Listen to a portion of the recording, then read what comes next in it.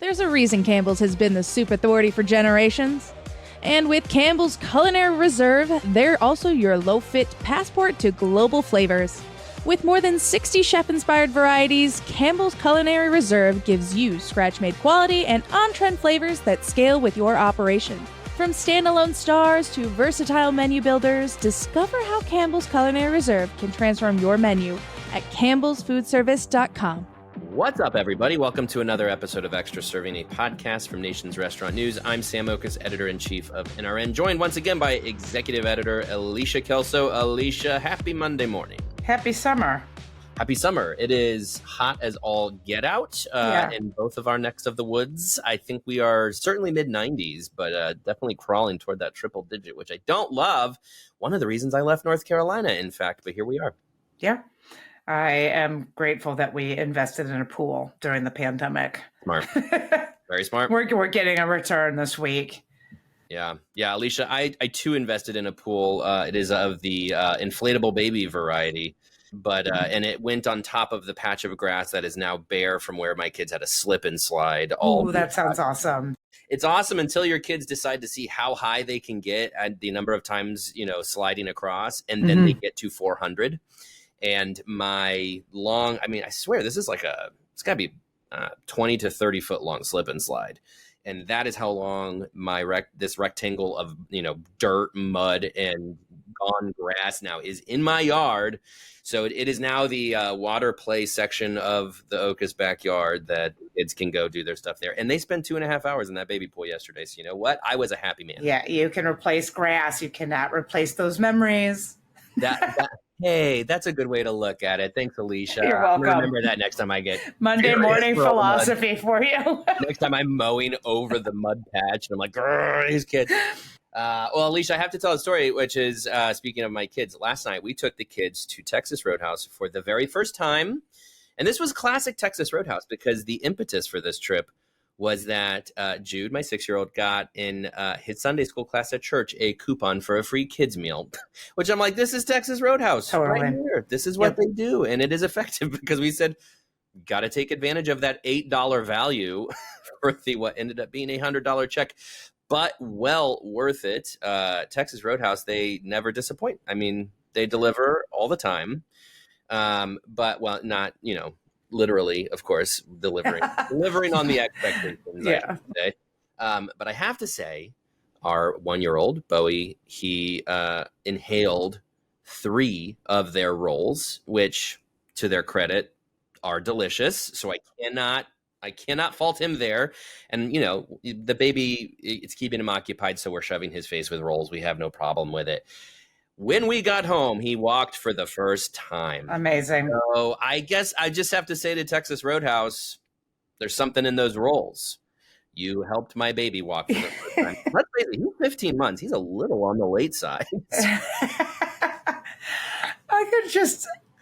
I can just hear Jerry Morgan, his signature yeehaw, let's go roadies. Had he seen that? I can just hear him. Yeehaw. I got video of this. Maybe I'm going to get Jerry. You should send it to him. And I've got video of Bowie walking for the first time. I'm going to splice these and put it on TikTok or something. Let's go. Here we go, cowboy. Anyway, speaking of Texas Roadhouse, that is a good segue into last week, Alicia. We got data from the American, Customer Satisfaction Index, ACSI, also known as, and not anything too surprising, but at number 1 for full service, Texas Roadhouse, 2nd year in a row. Number 1 in fast food, of course, was there any doubt? Chick-fil-A, 11th year running. What to make of this? No surprises, like you said. Now Chick-fil-A is... they just have such a well-oiled machine. And I don't even know if there's anything more you can say about their operational prowess anymore. 11 years in a row. And I think I think it's important to zoom out real quick and overview what the ACSI measures, because it's a whole host of things. It's speed of service, it's accuracy, it's food quality, it's mobile ordering and mobile app experience, it's delivery. All of those things go into this. And I think they They survey almost 20,000 Americans. So it's pretty comprehensive as well. 11 years in a row, there's just nothing else to be said about that. Customers are always satisfied when they go to Chick-fil-A. This is broken down between quick service and full service. So I think it's worth talking about some of the quick service takeaways here, other than Chick-fil-A.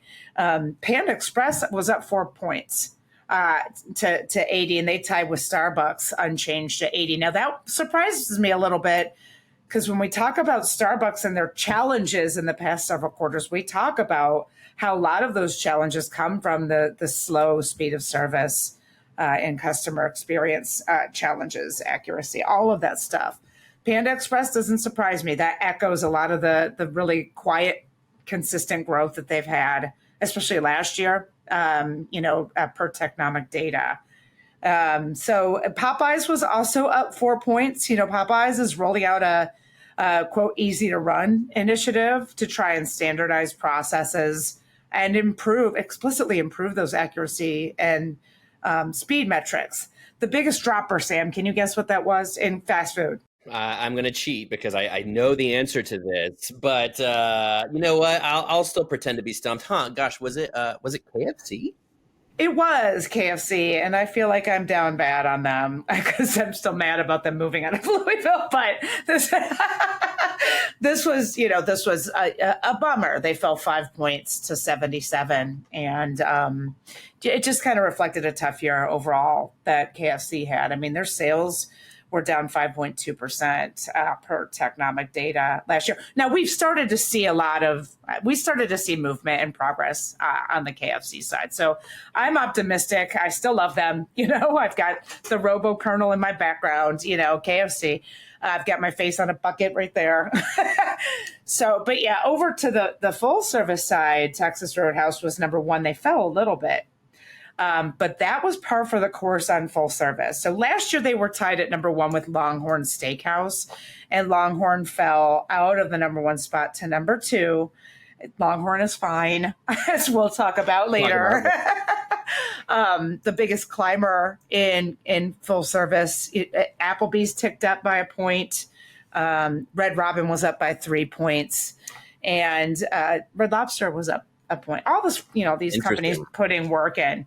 I do want to note, I think it's important to note, brands aside, full service was down overall, and full service is still fine. Customers really like their full service experiences, and full service is much stronger than quick service on customer satisfaction levels. But customers cited that they do not feel like they're getting as much value as they did last year in full service. And that reflects what we've covered. Full service menu prices have far outpaced general inflation, far outpaced grocery inflation. And the past couple of months have also outpaced quick service menu prices too. So we want to caution about that. The reason we have traffic issues in this industry is because we took way too much on pricing. And we are still seeing that. Every time I post something about anything, somebody's always commenting about they just got too expensive. So we want to keep full service in check a little bit there. Yes, you're paying for the experience too. But if customers are starting to feel like they're not getting that same value that they got last year, this is why Texas Roadhouse has done well. This is why Olive Garden has done well. Those companies invest in underpricing inflation. And that was a little worrisome anecdote from the ACSI for me this year. Yeah. Well, it's fascinating to see some of the correlation, right, between satisfaction and performance, because you can see where KFC's satisfaction goes down. KFC's sales were down. Chick-fil-A, Texas Roadhouse on top, their performance, 2024 was down slightly by their standards, but still positive. They're still doing very, very well. And it's, there's no surprises here, which is to say, if you satisfy the guests, they'll come back. They'll spend money at your business. And to your point, value is a big part of satisfaction.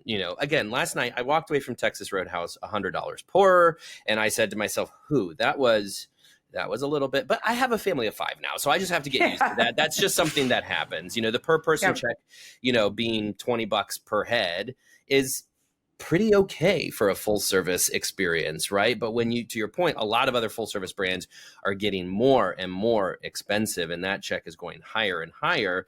Well, there is a reason why we don't take all the kids out to restaurants too often, because it's like, I'm feeding 5 heads. I can't do that at full service very affordably. But just to go back to a couple other, points here, Panda, this is a big moment for Panda because Asian food is hot, hot, hot. And that's literally and figuratively, in some instances. But Panda Express is here for that moment because it's like, as people seek out more Asian restaurants, as Asian chains take off, we see emerging Asian chains like your K-Pot, Jinya, a lot of those Kura Sushi brands that are coming up with various Asian culinary at their core.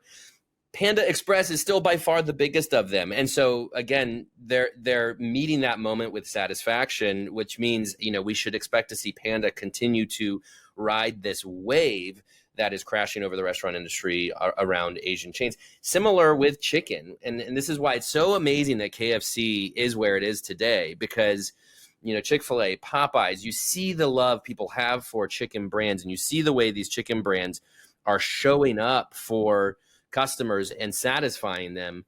It just still blows my mind that KFC is where it is. Now, we should also mention, because we're not going to dig into it too much because there's not a whole lot to say, but Yum Brands last week did name a new CEO to succeed David Gibbs later this year, and that is Chris Turner, currently CFO.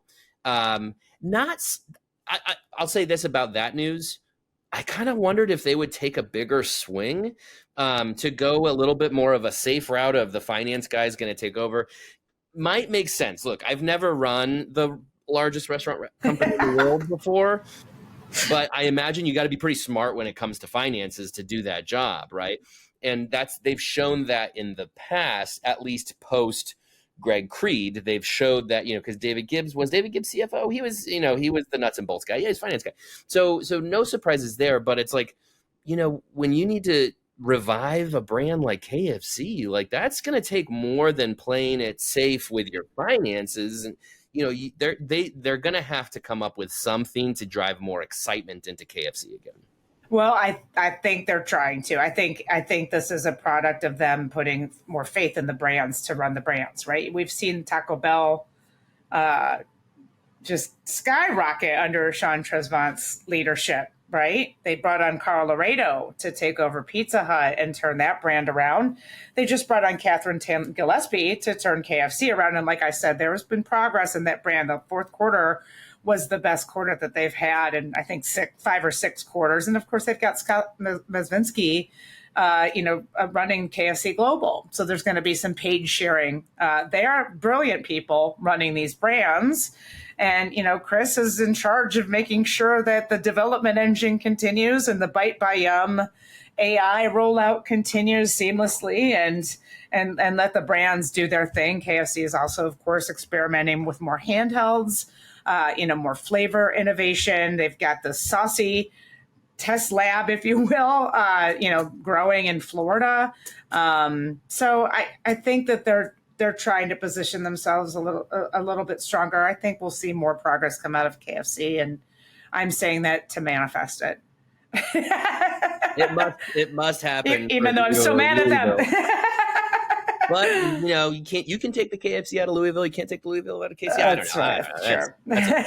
Sure. All right. Speaking of global multi-concept portfolios, let's get into Darden, because Darden had some really good news, some not so good news, but mostly good news to share when they reported their most recent quarter performance, which is that Olive Garden same-store sales are up 6.9%. LongHorn is up 6.7%. Overall, Darden is up 4.6% on the strength of the casual brands, Olive Garden and LongHorn. However, their fine dining brands down 3.3%. It sounds like Olive Garden especially They did a BOGO recently. They did a BOGO for the first time in 5 years. That seems to have really driven success. I don't have the profitability numbers here, but I can't imagine the profitability was up too much when they're doing a BOGO, but seems to have at least driven traffic. Also really succeeding with off-premises and delivery in particular. Olive Garden, we all know, was a more recent entry into the third-party delivery. I believe last year they finally jumped into that space, and it is paying dividends. What else can we say about these results from Darden, Alicia? I don't know if I was surprised. It was their best quarter in, I think, 3 years for Olive Garden. And just to be up nearly 7%, up 3% on traffic at Olive Garden, by the way. I think it continues a conversation that you and I have had here in recent weeks, and that is me getting pissed off about a consumer-facing publication saying that casual dining is dead. How dare you? No, it's not. It's not. And, despite the conversation that we literally just had about consumers perceiving a little less value on the full service side, think about the point you just said. $100 for 5 people is a good value. You don't have to cook. You don't have to clean. You get good. It's Texas Roadhouse. You're getting great legendary quote service. Yes. And abundance, just a total value. Olive Garden is so similar. And, this delivery is now, I think, 3.5% of sales. They just jumped into that game. It's, I think, almost 50% incremental. So that is moving and shaking for them. And I went to visit a friend a couple weeks ago, and we ordered Olive Garden. There were 3 of us. We spent less than $100 for 3 of us to have for delivery, and every single order came with their signature salad. We each had our own little salad. We each had our own little breadsticks with our order. And I just thought, and the experience was great, seamless. We ordered it. I get it. I get why delivery is, making a run for them a little bit here. The BOGO promo, it's like it's just like their other deals that they've brought back, but they didn't have this BOGO promo, I think, for a couple of years. So it's new news, but it's new familiar news. Oh yeah, I remember that. I liked it. And they've had success with that, throughout the past couple of years, bringing back those familiar promotions and doing it in a way that's not a profit loss for them. So good. Exciting stuff. I think, LongHorn is a really interesting too. Darden is known for its operational, its operation. So when we talk about experience and value and the whole casual dining segment, Rick Cardenas actually said on the call that he believes they're taking share from fast food and fast casual. And so here we are in this conversation now where every comment on my social media posts are the fast food has just gotten too expensive for me. Okay, so what is not too expensive for you and your family? It's that service piece. It's the not cooking and not cleaning and entertaining your kids somewhere other than home so you're not, murdering each other. Well, and it gets into the experience, right? And again, not to project too much of my own experience, but thinking of our Texas Roadhouse experience last night, they have those little tableside kiosks. So Jude was playing on that the whole time. Mabel has her nose in a book all the time, so she had her book there. Bowie stuffing his face with his rolls, but and me, I just and I let the country music flow through me. As I clenched onto my tall IPA and the friendliness, it's an experience. And like we do, of course, fast food takeout all the live long day. And at some point you just want to sit in that corner booth as we did and just let the kids do their thing, eat the food. I don't care what I pay. Sometimes the experience is the value, right? So, and I think that's what you're getting at here, which is, and where it is frustrating when people say casual dining is dead. Casual dining's biggest weakness right now is simply being higher priced than fast food and fast casual in an inflationary season. That is just that's what they deal with. And of course, by nature, they have to be, unless you're Chili's and you're able to position that, value around, similar costs as McDonald's. But by the way, quick tangent. We tried to go to Chili's last night. This is a true story because we had a gift card for Chili's, and we had the free kids meal from Texas Roadhouse, and the kids were fighting over which one they wanted to go to, even though they've been to neither. Chili's was closed. I don't know why. I saw somebody try the door and there was a sign in it. I'm guessing some utility issue. Otherwise, why would a restaurant be closed on a weekend? Yeah. That's neither here nor there. But mostly just to say, though, again, around full services, casual dining has a very special place, I think, in consumers' hearts. It serves a very specific experience, and it will always do that. Now, what Olive Garden is accomplishing with the BOGO like this is reminding people who are perhaps lapsed Olive Garden customers why they should come back. And yeah, it's going to be a little bit more expensive than fast food and fast casual, but you don't get this kind of experience really anywhere else. And that's been Texas Roadhouse's promise. It's been Chili's promise recently. Yes, but we have to also look at, it is more expensive than fast food and fast casual, mostly now because you have to factor in the tip. QSR up until a couple months ago has been outpacing full service on pricing. So QSR's prices are up about 30% since 2019. So that price parity is closer than it has been. So you can say full service is more expensive. Of course, you have to factor in the tip. I always get a drink, so that's going to be more expensive. Drinks, but there, otherwise, if you take the basics out, and like you said, Chili's is doing this. Olive Garden and Texas Roadhouse have invested to underprice inflation. They're not part of this CPI that we are covering. The pricing parity between full service and fast casual and quick service is, I think, closer than it's ever been, or at least in a really, really long time. So that's, to your point, you take away what extra are you going to get? If you want convenience, obviously you go that way, but you needed that cold IPA.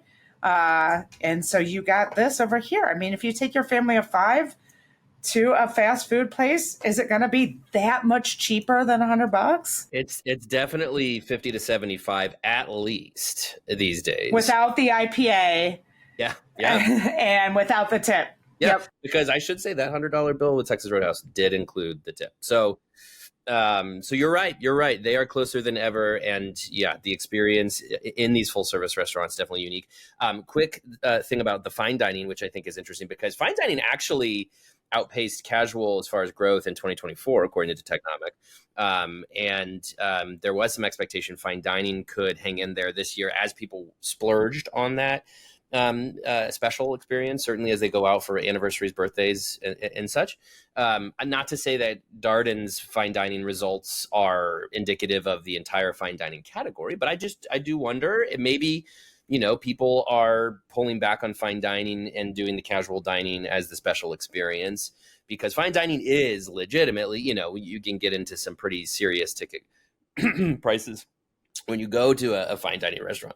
I got so worked up about that I had started to joke. So anyway, will be interesting to watch. We cannot move on until we also mention Darden looking perhaps to sell Bahama Breeze, which I think is an interesting caveat to the experience conversation, because Bahama Breeze recently closed 15 locations. It's down to, I believe, 28.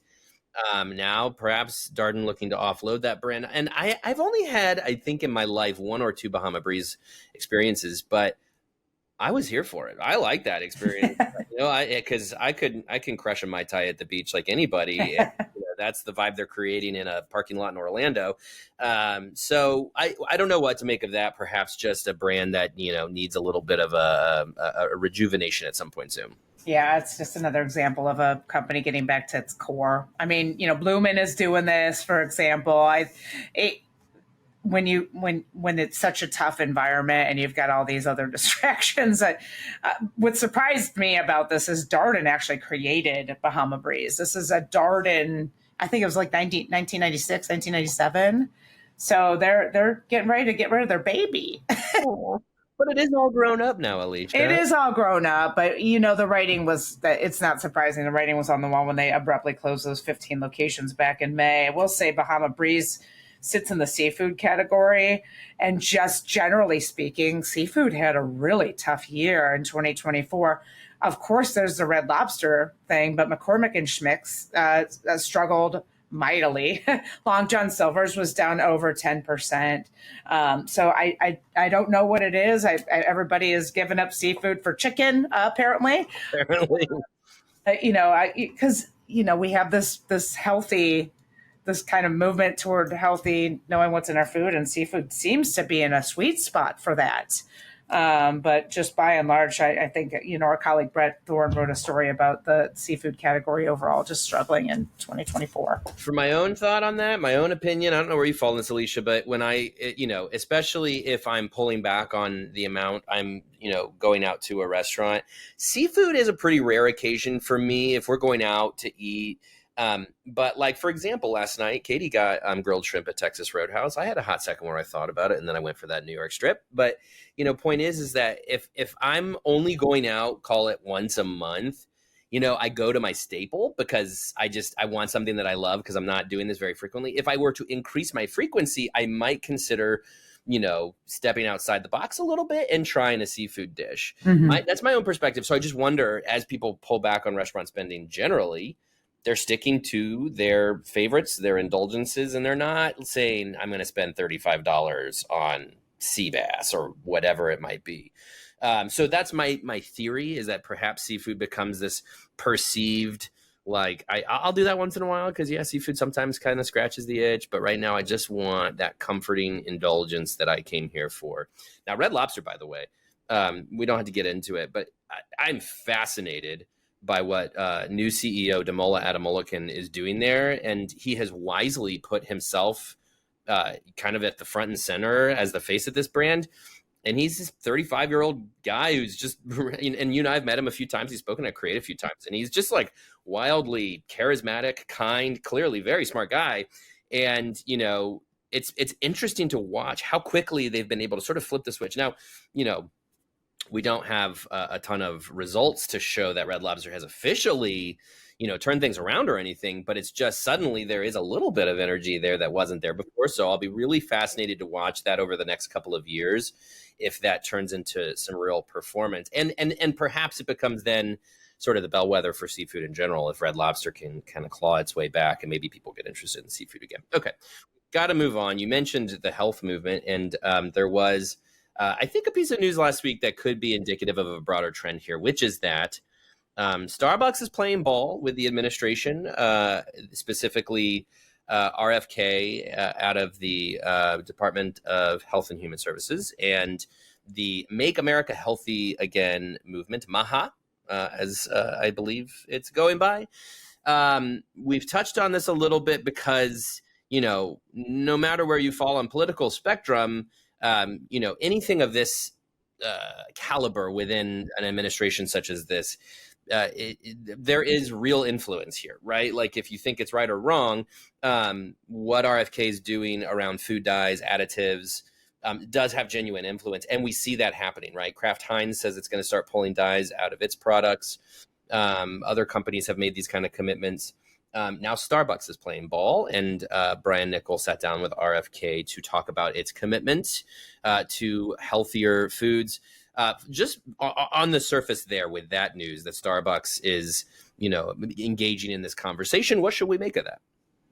Well, to your point, Starbucks is the second largest by sales company in the country. So if they sit down and have this conversation, it's going to amplify the conversation. They already avoid, however, artificial dyes and artificial flavors and high fructose corn syrup. So there's been, some movement toward this already. They're adding protein cold foam. So this perceived healthy movement toward protein. Of course, they've got non-dairy milk, things like that. But this whole concept is a head scratcher for me. I like that we're talking about it. I like that Kraft Heinz made this move. I watch my kids sit down and eat like a whole bag of Takis. I'm like, that can't be good for you, But he wins all the time. And I think this conversation, I don't want to be cynical about it. I want to be hopeful about it. But in the same conversation, Starbucks is testing croissants, cookies. A lot of their popular drinks have boatloads of sugar. I don't know where the line starts and where the line ends on MAHA.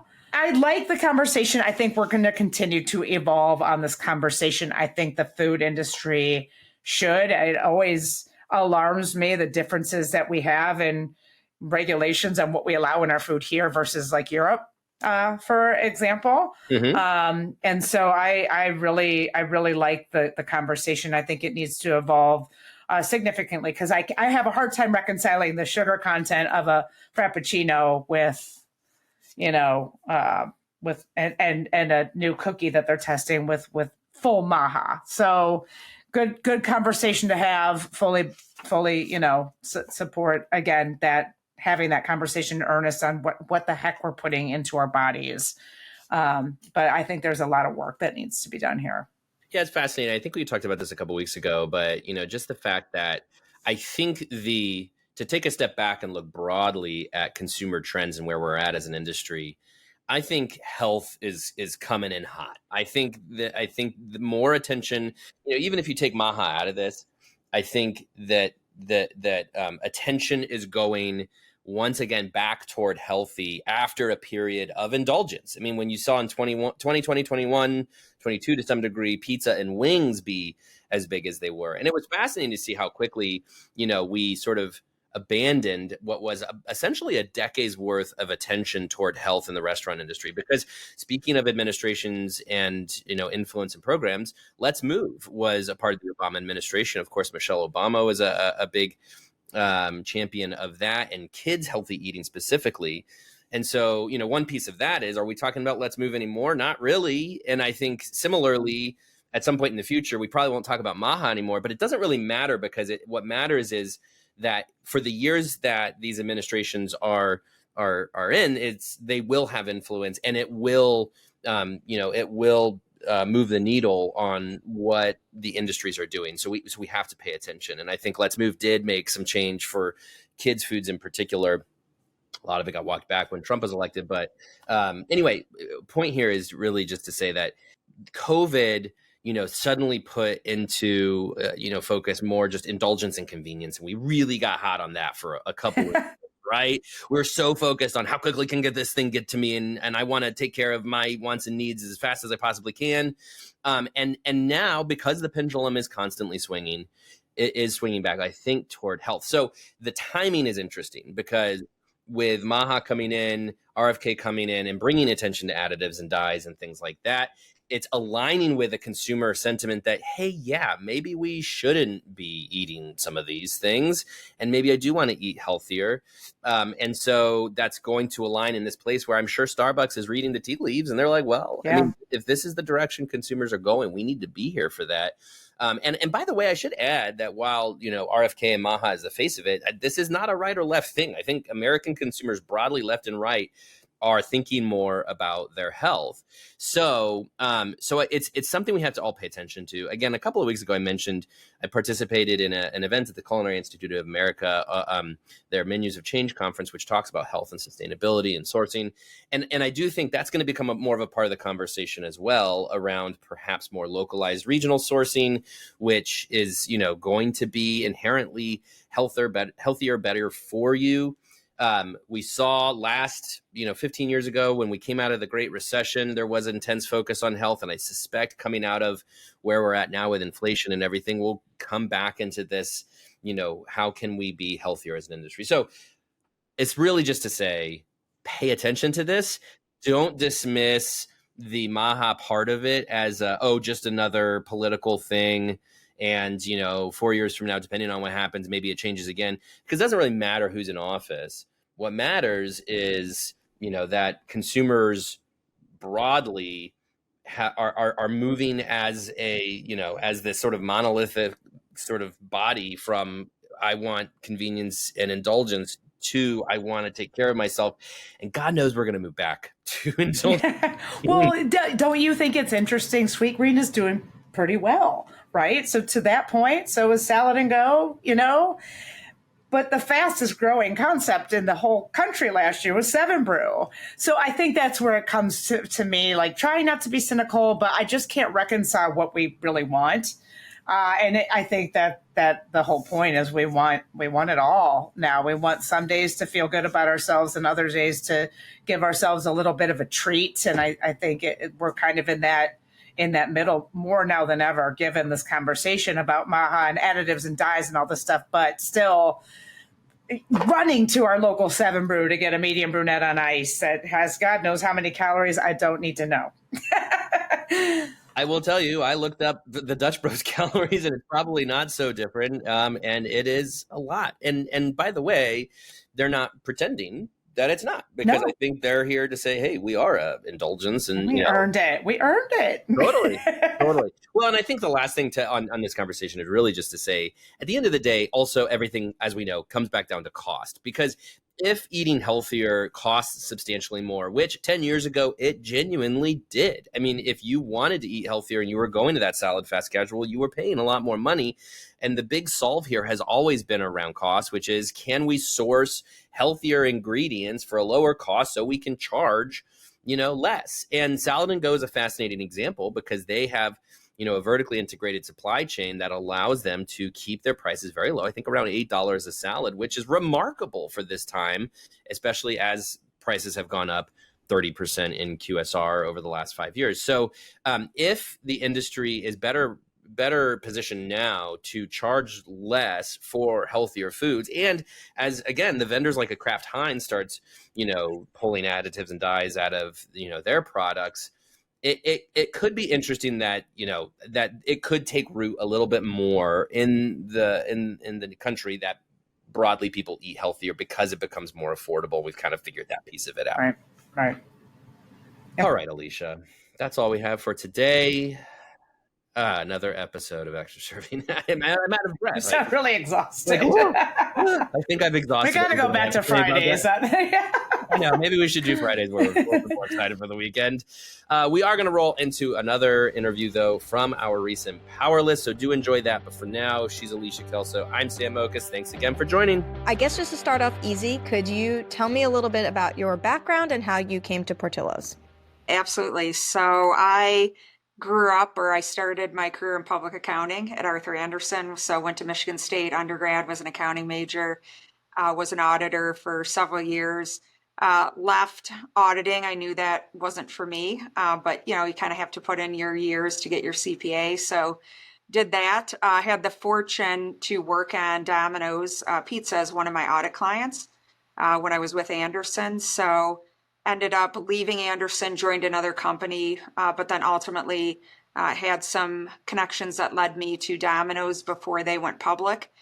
So I joined Domino's in 2003, and I woke up, 17 and a half years later, and I had done a lot of things there. I had seen the company go public. I had seen the company turn into a tech company and just turn into, obviously, a lot of what you see today out of the brand. And so I had done a lot of things there, from accounting to FP&A to treasury to an investor relations, worked with all parts of the business there, and really knew at some point in my career, Joanna, that I would take what I learned and want to go to a smaller organization and help that organization grow. And so what attracted me about Portillo's is it's interesting. So I wasn't actually looking to leave Domino's, but you know how these things work out. And I feel like everything happens for a reason.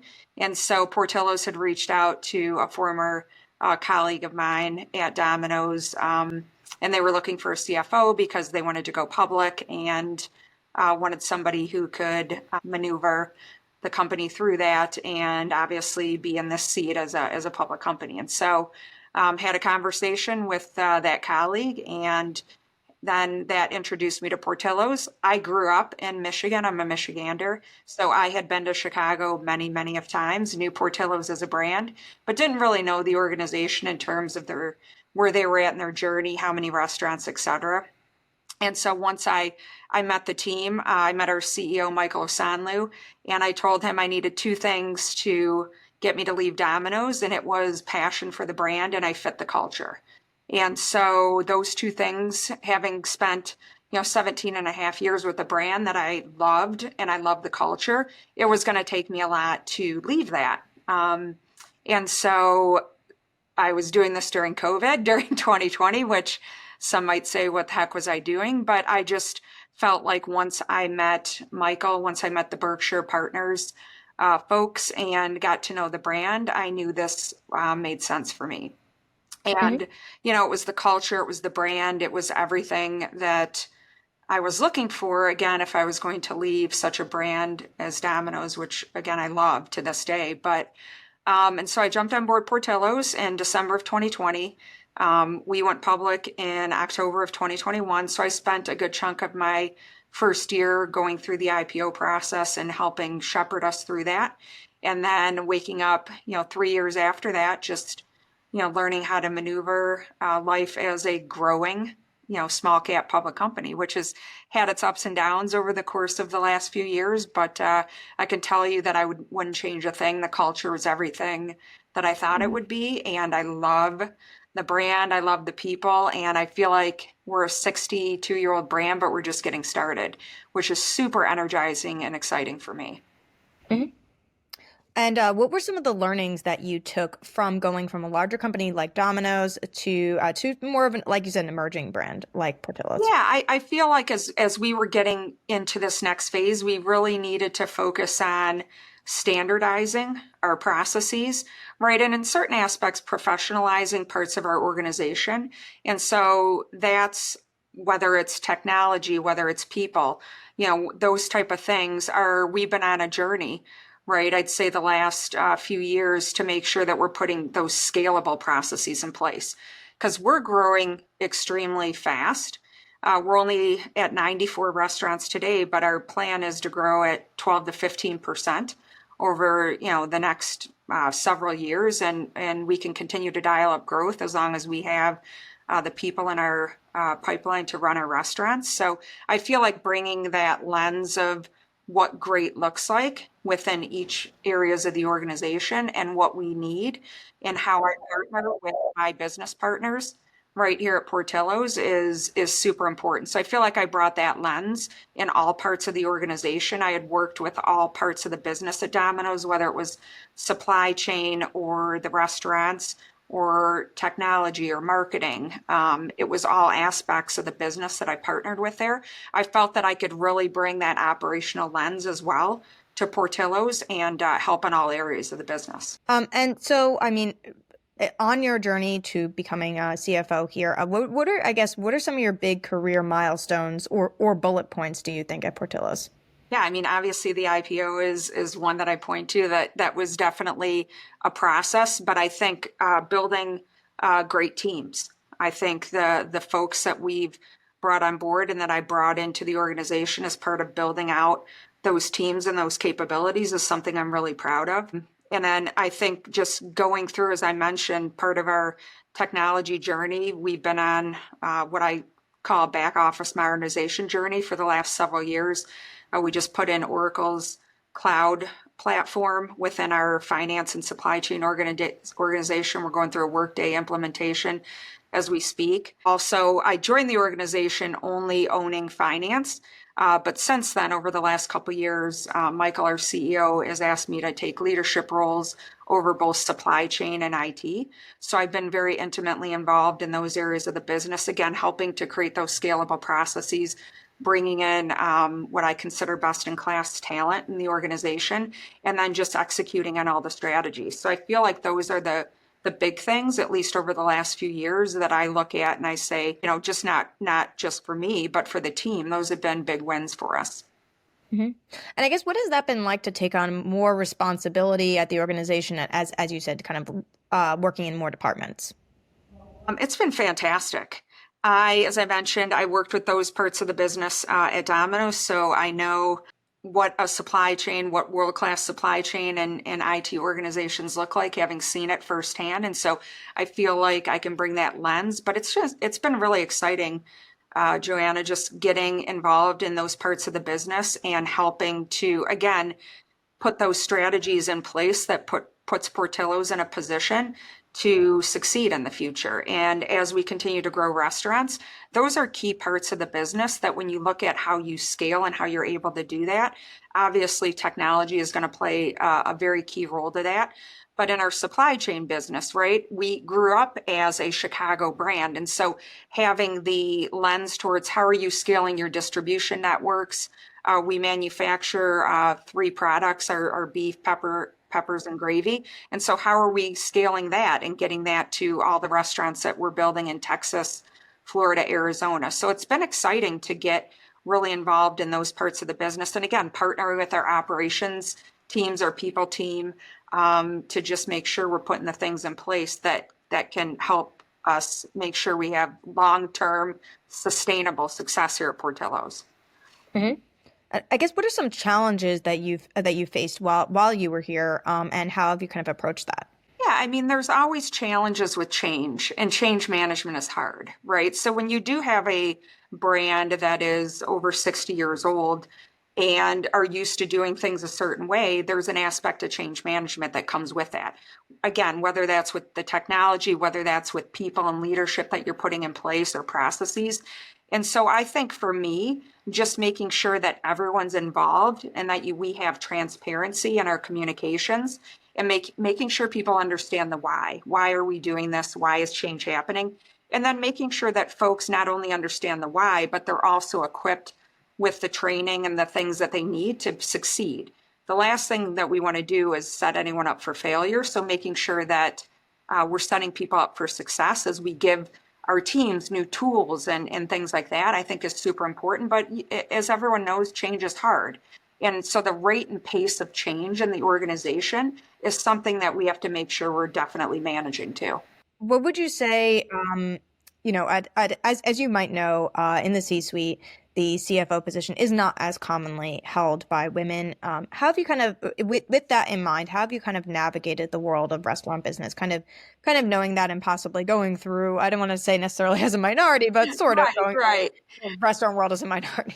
Yeah, well, I can say this, as you grow up, at least in the world that I did within finance or, any part of business generally, right speaking, you're going to be in the minority, whether it's in, any meeting that you walk into. So I walk into everything assuming positive intent. I don't look at it as, wow, I'm the only woman in this room. I look at it as, am I working with good people? Am I surrounded by people and a culture that I want to be a part of? And so that's the lens I approach it with, whether that was in audit with my audit clients, way back in the day, or, my 17 plus years at Domino's. Did I enjoy the culture and the people that I work with? And so in any situation, that's what I look at.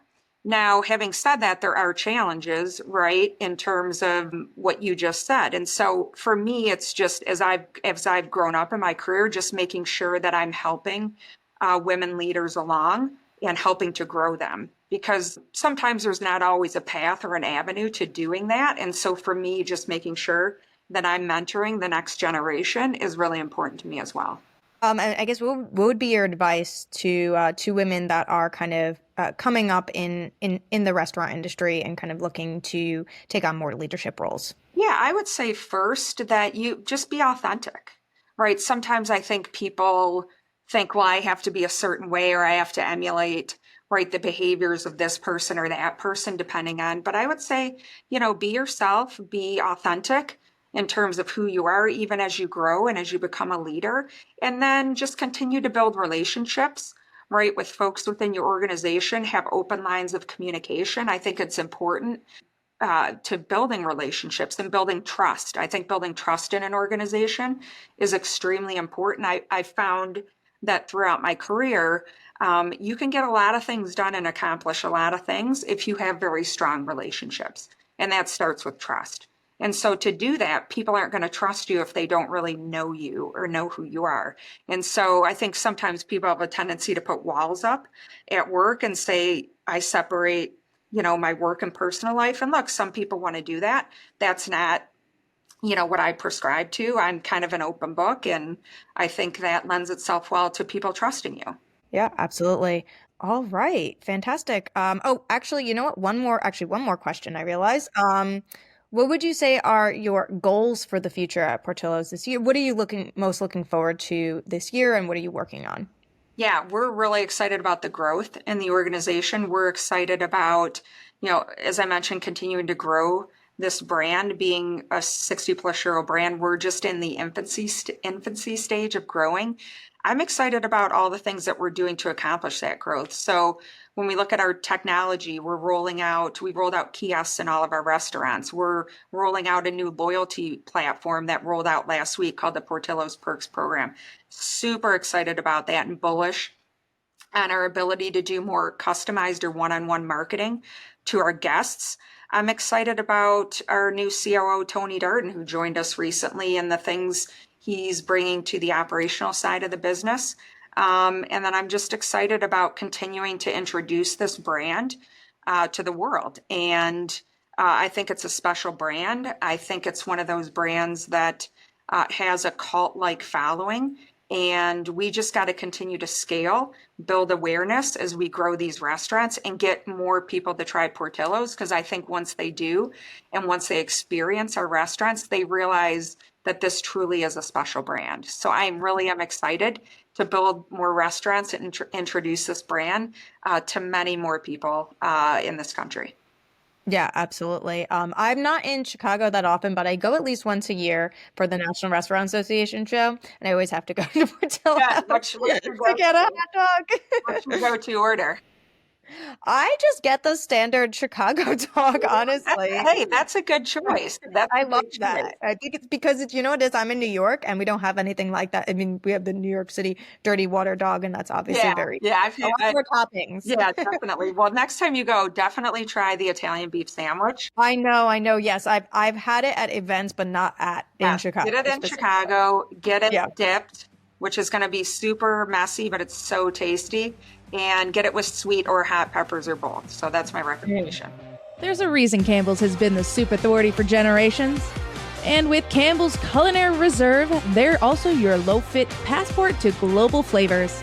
With more than 60 chef-inspired varieties, Campbell's Culinary Reserve gives you scratch-made quality and on-trend flavors that scale with your operation. From standalone stars to versatile menu builders, discover how Campbell's Culinary Reserve can transform your menu at campbellsfoodservice.com.